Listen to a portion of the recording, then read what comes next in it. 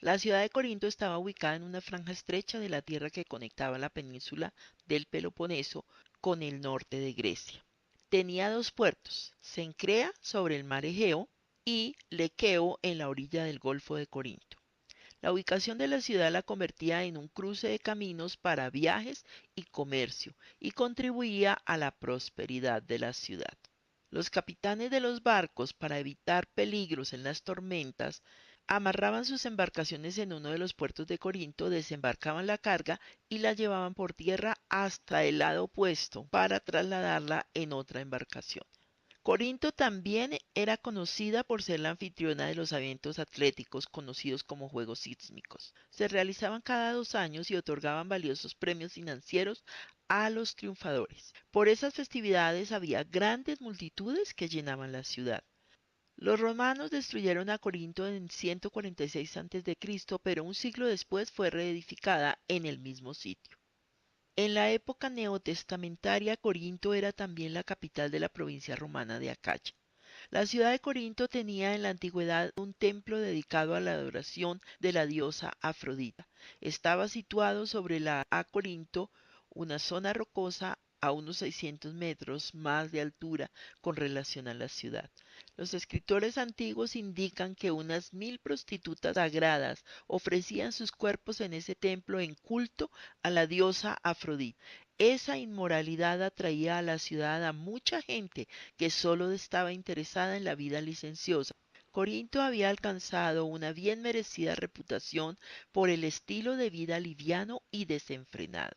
Los moralistas usaron el nombre de la ciudad para acuñar el verbo griego korintiasestai, que significa participar de la fornicación. La edificación de una iglesia cristiana en una ciudad licenciosa y liviana como Corinto no era una tarea fácil. En esta próspera comunidad pagana, la inmoralidad, los litigios, la herejía y la brutalidad eran prevalecientes. Pablo fue a Corinto desde Atenas en su segundo viaje misionero. Allí se encontró con Aquilas y Priscila, que eran fabricantes de tiendas como él. Estaban entre los judíos expulsados de Roma por el emperador Claudio. Este matrimonio se involucró mucho en el ministerio con Pablo entre los gentiles.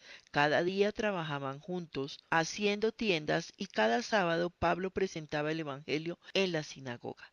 Silas y Timoteo le ayudaron con la predicación cuando llegaron desde Macedonia.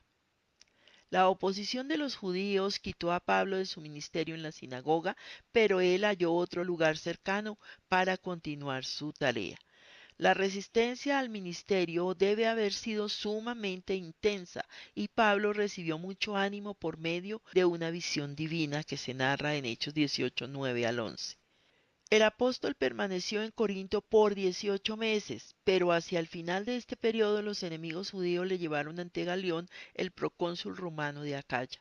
Galión encontró que la oposición de los judíos a Pablo era un asunto interno que debía ser resuelto entre ellos. Absolvió a Pablo de cualquier delito ante la ley romana. Esta decisión de Galión le dio a Pablo la libertad para continuar con su ministerio por algún tiempo más. Hechos 18, 18. Después de su ministerio de 18 meses en Corinto, Pablo regresó a Antioquía y luego comenzó su tercer viaje misionero. Durante el mismo permaneció en Éfeso por unos 3 años. Probablemente esta etapa coincide con el ministerio de Apolos en la ciudad de Corinto. Cuando surgieron problemas en la iglesia, algunos amigos de Corinto se pusieron en contacto con Pablo como fundador de la iglesia. Los siervos de Cloé le informaron en cuanto a los desacuerdos en el compañerismo. Otros de la iglesia le enviaron una carta pidiéndole información en cuanto a varios asuntos de conducta y doctrina. El informe de los siervos de Cloé y la carta de sus amigos impulsaron a Pablo a escribir Primera de Corintios. En ella prometió visitarles, lo que esperaba hacer después de su visita a Macedonia. Introducción a Primera Corintios. Esta carta del Nuevo Testamento fue escrita por el apóstol Pablo para enfrentarse a los asombrosos problemas y las extrañas creencias que había en una de las iglesias fundadas por él. Se le daba el nombre de Primera Corintios. Primera, porque hay una segunda carta que fue escrita para seguir el tema de esta. Muchos de sus problemas se debían a la ubicación de la iglesia en el floreciente puerto marítimo de la ciudad de Corinto, en Grecia. Los cristianos de Corinto tenían que luchar con la seducción de su ambiente, rodeados por la corrupción y por todos los pecados imaginables. Se sentían presionados a adaptarse. Sabían que en Cristo eran libres para dejar que el principio del amor caracterizara su vida. Ahora bien, ¿qué significaba concretamente esta libertad? ¿Cómo debían considerar a los ídolos o a la sexualidad? ¿Qué debían hacer con respecto a ciertas situaciones matrimoniales o a las mujeres de la iglesia? ¿Y cómo debían practicar los dones del Espíritu? A causa de su confusión y del choque con su cultura, la inmoralidad y la inmadurez espiritual estaban destruyendo la iglesia. Pablo tuvo noticias sobre sus luchas y les escribió esta carta en el año 55 para hablarles de sus problemas, sanar sus divisiones y responder sus preguntas. Los hizo enfrentarse con su pecado y con la necesidad que tenían de actuar de manera correctiva y revitalizar su consagración a Jesucristo. Mientras escucha, observe cómo Pablo le recuerda a la iglesia de Corinto que por ser seguidores de Cristo somos nuevas criaturas, nacidas de lo alto y transformadas desde dentro, provistos de sus valores y de una forma de vivir que nos aparta del mundo. En 1 Corintios 5:9, Pablo se refirió a una carta anterior a Corinto en la cual había advertido a la iglesia contra asociarse con gente inmoral. Su carta anterior había producido cierto malentendido. Pablo clarifica ahora sus anteriores declaraciones en 1 Corintios 5, 10 y 11. Esta mencionada carta no ha sido preservada. Pablo envió a Timoteo hacia Corinto a tratar los malos entendidos de los creyentes del lugar en cuanto a la vida cristiana. Aún pidió a los de Corinto que ayudaran a Timoteo a que se cumpliera la meta de su visita, en 1 Corintios 16. Aunque por las cartas de los Corintios no sabemos nada más en cuanto a la visita de Timoteo, parece que hubo pocos resultados positivos en el esfuerzo. Los adversarios de Pablo eran de dentro de la iglesia, estaban divididos unos contra otros y contra Pablo. El hecho de que los miembros estaban pleiteando unos contra otros en el tribunal sugiere que ellos creían que tenían apoyo para cada posición de su pleito. Además, algunos practicaban una vida sexual licenciosa, mientras otros defendían el celibato. Parece que consideraban que sus actividades sexuales eran moralmente indiferentes, puesto que ya habían experimentado una resurrección espiritual en la vida presente. La fuente más probable para esta singular enseñanza falsa era el fundamento pagano de los corintios. En cuanto a 1 Corintios y su autenticidad, la información en cuanto a la existencia de esta epístola apareció temprano. Alrededor del año 95, Clemente de Roma escribió a los corintios en cuanto a la existencia de un espíritu de rebeldía en la iglesia. Se refirió a la carta de Pablo en estas palabras: consideren la epístola del bendito apóstol Pablo, que les escribió en la época cuando el evangelio comenzó a ser predicado. Como dijimos anteriormente, la carta fue escrita desde Éfeso durante su tercer viaje misionero. Pablo se estaba acercando al final de su estadía en la ciudad porque estaba haciendo planes para partir. Algunos sugieren que Timoteo fue el portador de la carta, pero no es seguro. La fecha sería el año 55 o 56. El mensaje de 1 Corintios. En 1 Corintios 1:9 encontramos una introducción con la cual se hace apertura a la carta, se envía saludos con un toque cristiano y la expresión acostumbrada de Pablo de gratitud a la iglesia. De los versos del capítulo 1:10 a 4:13, Pablo expone la situación de que hay partidos en la iglesia. Los partidos se habían desarrollado a partir de lealtad a personalidades, más bien que a Jesús mismo. Pablo no daba valor ni a la lealtad de aquellos que se la profesaban. Los que seguían a Apolos podrían haber sido atraídos por su elocuencia. Pedro probablemente apeló a aquellos que eran más legalistas en sus actitudes. El partido de Cristo probablemente representaba a un grupo de creyentes que se consideraban más espirituales que los otros. Pablo destacó tres factores que contribuían a los partidos en la iglesia. Primero, una comprensión equivocada en cuanto a la naturaleza del Evangelio. Segundo, una comprensión equivocada en cuanto a la naturaleza del ministerio. Tercero, un orgullo humano. En cuanto a la naturaleza del Evangelio, Pablo aclara la necesidad de comprender su contenido. Insistió en que el tema central del Evangelio es la cruz de Cristo. En cuanto a la naturaleza del ministerio, Pablo enfatiza que Apolos y él no son competidores para ganar seguidores para sí mismos. Para derrotar ese concepto del ministerio, Pablo se describió a sí mismo y a Apolos como siervos y colaboradores de Dios. Como un perito arquitecto, Pablo puso el fundamento y los corintios debían edificar sobre ese mismo con gran cuidado. En lugar de jactarse de las cualidades de simples seres humanos, los corintios debían comprender que todos los recursos de Dios les pertenecían. Solo Dios puede entregar una evaluación seria de las contribuciones de los seres humanos. En cuanto al orgullo, Pablo les recordó que habían recibido de Dios todo lo que tenían. Jactarse de lo que tenían era una completa necedad. En cuanto a la defensa de su ministerio, después de un razonamiento cuidadoso en cuanto a los problemas de la iglesia, Pablo hizo una apelación personal en favor de la unidad. Muchos de los corintios se habían convertido por su ministerio, de modo que podían propiamente llamarlo su padre espiritual. Como un padre que pide algo a sus hijos, Pablo les instaba a imitarle como él imitaba a Cristo. En los capítulos 5 y 6, Pablo abordó tres problemas en la iglesia. Primero, el incesto, segundo, los pleitos entre creyentes y tercero, la inmoralidad sexual. En cuanto al incesto, Pablo trató este asunto escribiendo más en cuanto a la tolerancia de la práctica por la iglesia que acerca del ofensor involucrado. En cuanto a los pleitos entre creyentes, Pablo estaba asombrado de que los cristianos estuvieran pleiteando entre ellos ante los tribunales, quizá en un esfuerzo por solucionar reclamos financieros. No negaba la jurisdicción de los tribunales sobre los creyentes, pero expresaba su dolor porque los creyentes no pudieran solucionar sus conflictos dentro del compañerismo cristiano. En cuanto a la inmoralidad sexual, Pablo defendía gozosamente que la vida cristiana era una experiencia de libertad. Todo le era permitido.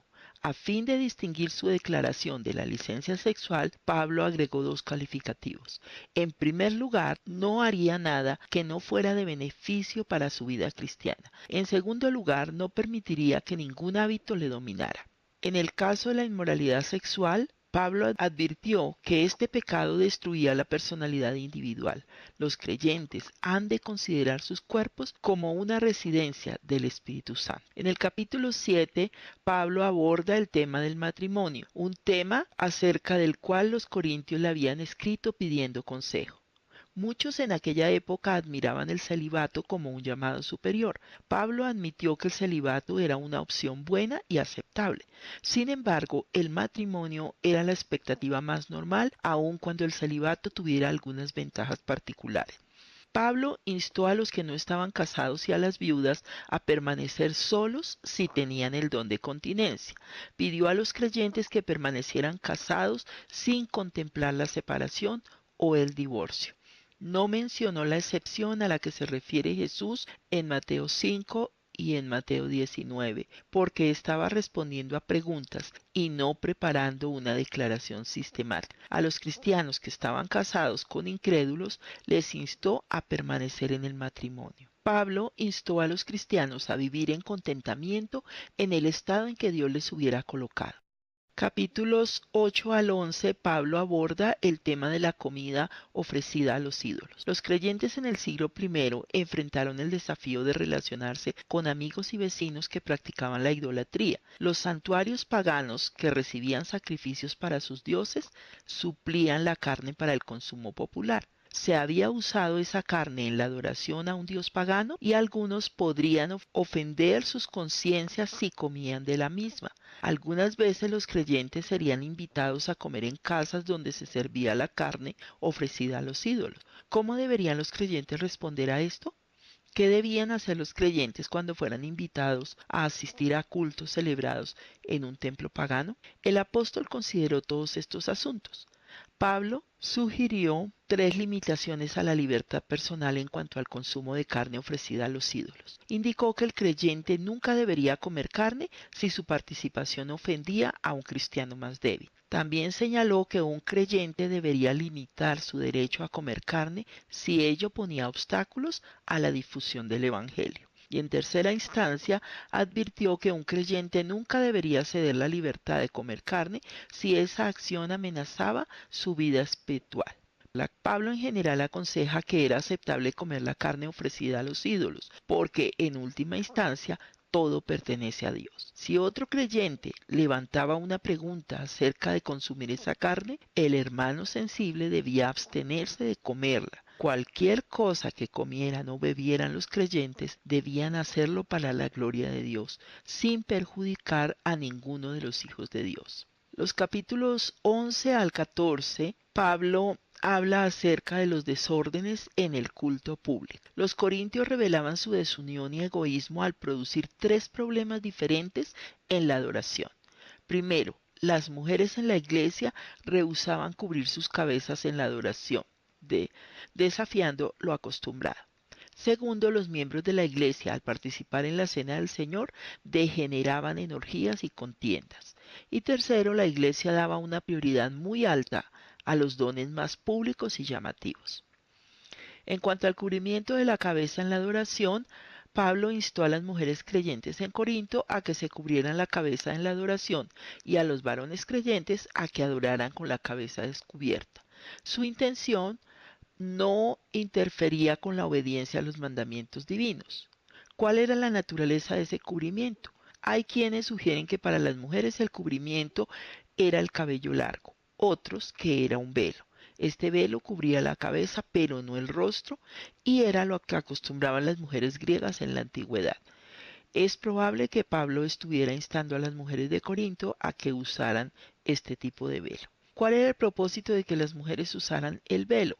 Algunos sugieren que mostraba la sumisión de una mujer a su esposo.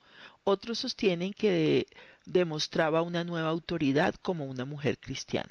Pablo obviamente quería que las mujeres respetaran a sus maridos, pero el propósito principal aquí no era mostrar la sumisión a su marido. Pablo quería que las mujeres usaran el velo en público como señal de su nueva autoridad para orar y adorar en público. En cuanto a la desunión en la Cena del Señor, los corintios celebraban la Cena del Señor como parte de una comida de compañerismo y cada participante contribuía con algo para la celebración. Los ricos traían mucho mientras que los pobres llevaban poco o nada. El propósito era compartir una comida en comunidad. Los ricos, sin embargo, estaban comiendo privadamente en exceso, mientras los pobres solo podían observar la glotonería con sus estómagos vacíos. Pablo advirtió a los corintios acerca de la práctica del partidismo y la glotonería en su observación de la Cena del Señor. Les aconsejó que participaran dignamente de la cena, estando moralmente preparados. La observación de la cena ayudaría a los creyentes a enfocarse en la muerte de Jesús en el pasado y en su regreso en el futuro. Pablo aconsejó a quienes no pudieran evitar el partidismo y la glotonería al participar en la cena del Señor que no participaran. En cuanto al ejercicio de los dones espirituales, capítulos 12 al 14, parece que los corintios nunca aprendieron a hacer algo con moderación. Una vez que advirtieron que tenían dones espirituales, apreciaron los más espectaculares, como el don de lengua. La adoración y el culto cristianos podían degenerar fácilmente en una experiencia de frenesí y extravagancia, con poca sustancia moral y espiritual. Las instrucciones de Pablo tienen el propósito de corregir los abusos que habían permitido los corintios. Enfatizó los diferentes dones espirituales. Hizo hincapié en la interdependencia de los creyentes. Los cristianos debían buscar la profecía porque promueve la comprensión y la respuesta inteligente. Las mujeres que querían instrucción sobre asuntos doctrinales fueron instadas a hablar con sus esposos en el hogar, en lugar de perturbar la adoración con preguntas inadecuadas. La causa de este mandato no era que la mujer no pudiera aprender o enseñar, sino que las mujeres corintias generaban desorden por la forma de proceder en el culto. Hay dos aspectos de la enseñanza de Pablo que ofrecen directrices útiles a los creyentes contemporáneos. Primero, Pablo puso énfasis en que los cristianos deben buscar los dones que edifican a otros creyentes, más bien que buscar los dones extácticos y vistosos. Segundo, instó a los creyentes a amarse unos a otros. En el capítulo 15, Pablo aborda el tema de la resurrección. Algunos creyentes en Corinto negaban que los muertos iban a resucitar.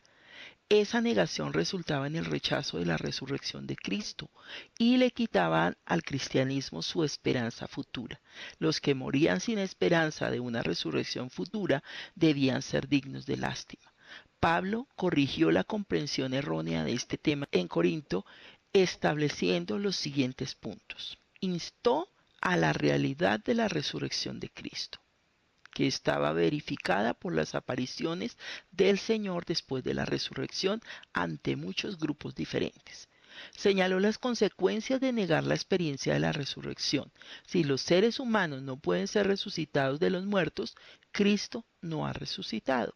Y si Él no ha resucitado, nuestra predicación es en vano y los creyentes están todavía en sus pecados. Enseñó los resultados de la resurrección de Cristo. Ella implicaba la resurrección de los creyentes. Hizo hincapié en la resurrección del creyente. La esperanza de una resurrección futura daba a los cristianos el valor para enfrentar las dificultades por la causa de Cristo. El capítulo 16 es la conclusión de la carta. Después que Pablo concluyó con sus respuestas a las necesidades de la iglesia en Corinto, se enfocó en algunos asuntos adicionales de importancia práctica. Dio indicaciones para la recepción de la ofrenda para los cristianos pobres en Jerusalén, bosquejó sus planes para visitarles próximamente, les indicó cómo recibir a Timoteo y explicó la imposibilidad de Apolos para visitarlos en esta época. Recomendó a Estéfanas y a sus compañeros creyentes. Envió saludos finales a la iglesia. La carta de Primera de Corintios se puede bosquejar de la siguiente manera. Primero, la introducción, capítulo 1, versos 1 al 9. Segundo, los partidos en la iglesia, capítulos 1 al 4. Tercero, problemas morales de la iglesia, capítulos 5 y 6. Cuarto, el matrimonio, capítulo 7. Quinto, limitación de la libertad personal, capítulos 8 al 11.